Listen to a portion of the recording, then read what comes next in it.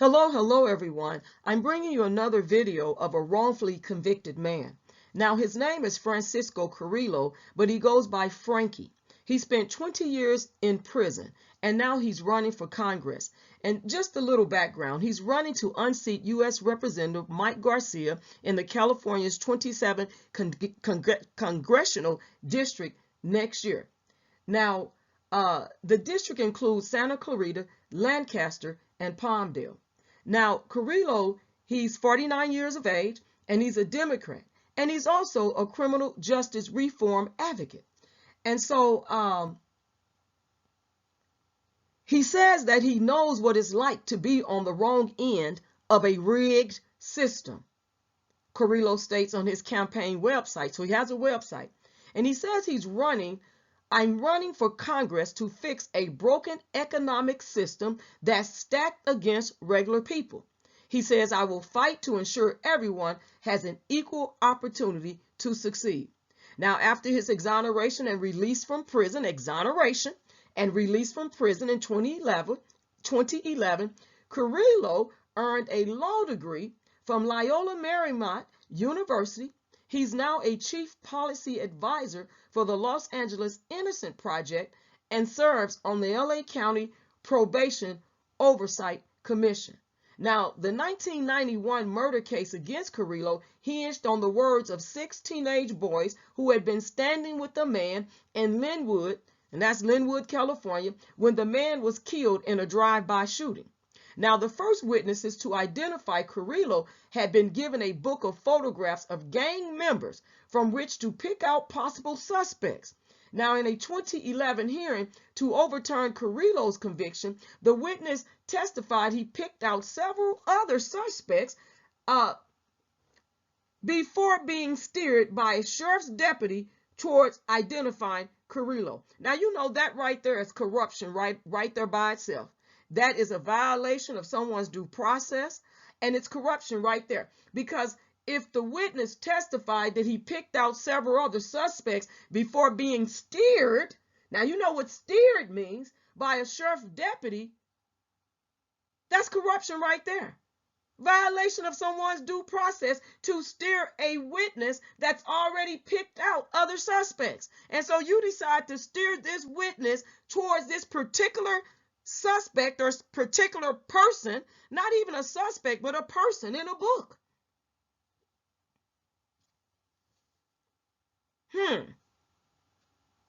And then this is what else happened. The remaining witnesses were told Carrillo had already been identified by one of the witnesses before also picking him out of a photo lineup, according to court filings. So basically, the sheriff deputy steered the first witness that had already picked out several other witnesses, steered him to identify Carrillo, and then they told the remaining witnesses that Carrillo had already been identified so that they can go ahead and be manipulated to pick out Carrillo. Lord have mercy. This is what we keep saying, people, for all the people in the back that want to say that someone deserves to be put behind bars wrongfully. There is something wrong with your mentality and way of thinking. There's just something wrong with that mentality and way of thinking if you think that racism doesn't exist, if you think that systematic racism and systemic corruption doesn't exist, and that they are not in the business of convicting folks wrongfully. There is a lot of wrongful convictions, and we keep seeing them being overturned. False imprisonment, wrongful convictions, and we see they keep being overturned. Why? There is no reason for people to be treated unfairly in the judicial system in America. But we see that it keeps happening over and over and over and over and over and over and over and over. I can say this all day long, that it keeps happening. And so in 2016, the LA County Board of Supervisors approved a $10.1 million payout to Carrillo. And you can check out his story. It was featured on the Netflix series, The Innocent Files. You can check it out. Now, we keep seeing all these wrongful convictions. And our tax dollars, state or federal, or state and federal, depending on which state, could be state, federal, but both, whatever, they're still our tax dollars being used to fund wrongful convictions, false imprisonments, wrongful convictions. And it's not just a few years or 1 year or a few months.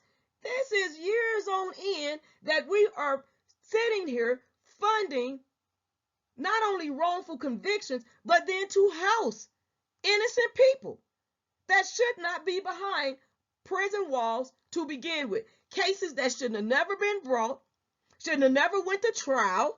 And we keep seeing these type of things over and over and over again. And you can add in the comments under the video, put over and over and over and over and over, because that's what's happening. And here we are funding them as taxpayers. No matter if you work at a regular, job, or if you are a business owner, we are still funding wrongful convictions. And you see so many people's due process rights being violated to get that wrongful conviction. And folks that just don't believe it, I'm not going to even give you credit for living under a rock, because most people in America don't live under a rock. There's too much social media for you not to know what's going on in the world. And we keep seeing men mainly, and I'm going to say it again, especially black men, but this man is not black here. He's a person of color, but he's not black. Being convicted, false imprisonment. We see it over and over and over. And if you can get on your platform and talk about R. Kelly, then you're not living under a rock. And you know you're not. For the folks in the back that just want to believe, that the judicial system is just, they align with the principles and the laws of the land, and they do everything right, and that they don't do nothing wrong, and they're going to be the same people come out and say, we stand behind that conviction. And then it's going to have to be the Innocent Project, going to have to be a judge, you know what I'm saying, that's going to have to come out and declare their innocence after all those years. And you still not going to see the district attorneys that put these people behind bars, innocent, wrongful conviction. They're going to either say they stand behind, or it's going to be somebody else in office saying, well, I stand behind that district DA JoJo. You know what I'm saying? But they're not going to come out and say, you know what, we're really sorry. We made a grievous mistake. We made an error. And we got to do better. They don't come out usually and say that. But they should. And it should be swift and immediate. When the evidence is re-presented, re-reviewed, it should be swift and immediate release. And then, when the evidence was already there, that the person was innocent from the beginning and the trial case should have never been brought, charges shouldn't have never been filed, they ought to be held accountable. My mind, common sense tells me that these DAs and these sheriffs that are corrupt and putting people behind bars wrongfully and spending taxpayers' money wrongfully, they need to be behind bars. They need to be held accountable. Their stuff needs to be snatched up under them. Yes, hallelujah, somebody, because this is ridiculous.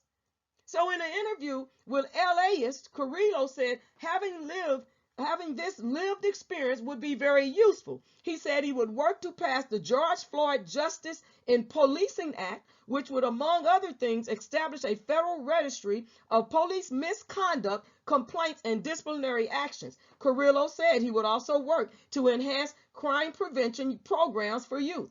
He says having someone who's been wronged by the criminal justice system and has been able to endure that and really believe in it after all that's happened is the energy that I want to take to Congress, he said.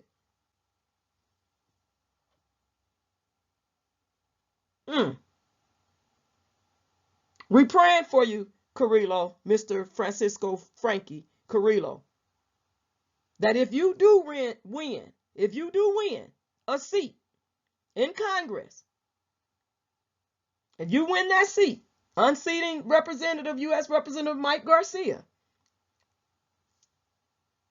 stand by your word, bro, because it may be some people that's going to vote for you, so you got to stand by your word. Because having been experienced it and lived it, because I salute you for being able to go back to school, and get your law degree. I salute that. I salute that wholeheartedly. And that you got involved positively to make an impact. And I want to share that you got involved to make an impact.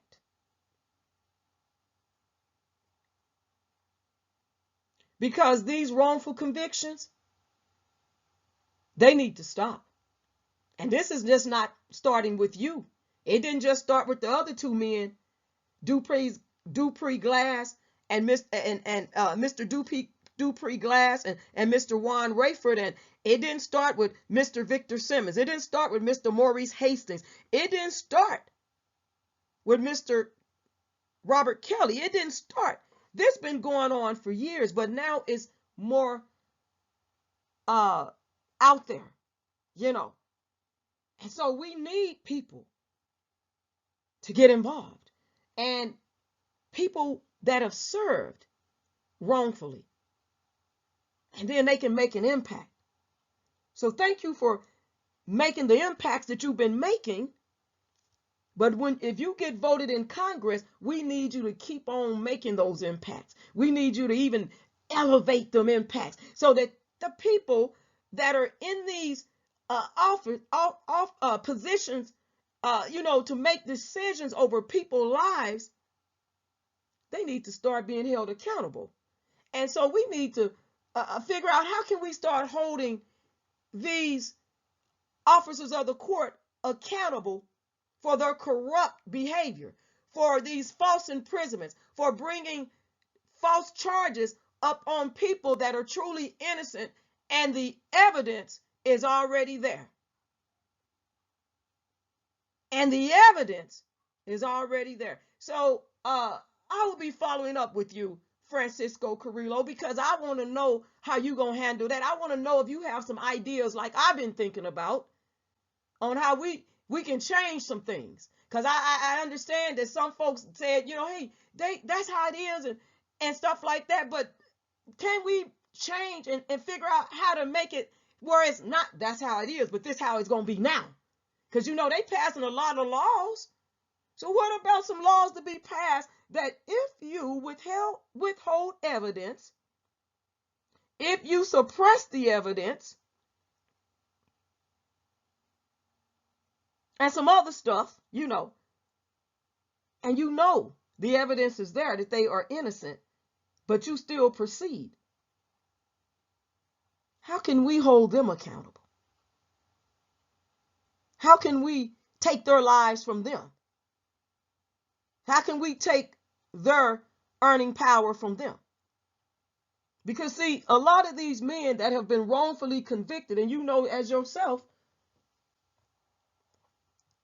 they have been away from their families, their children. If they have children, you hadn't been able to see them grow up.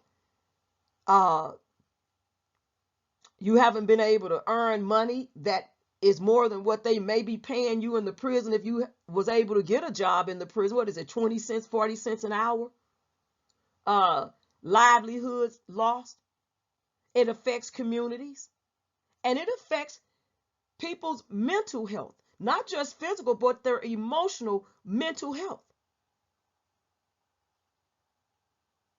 And some people are never, ever the same after serving time behind prison walls, and especially a wrongful conviction. So God bless you all on today. Don't forget to give the video a thumbs up if you're not a subscriber to the channel. Hit that subscribe button so you can get all the notifications, and leave your comments below. Let's get the conversation started about wrongful conviction. God bless you all on today.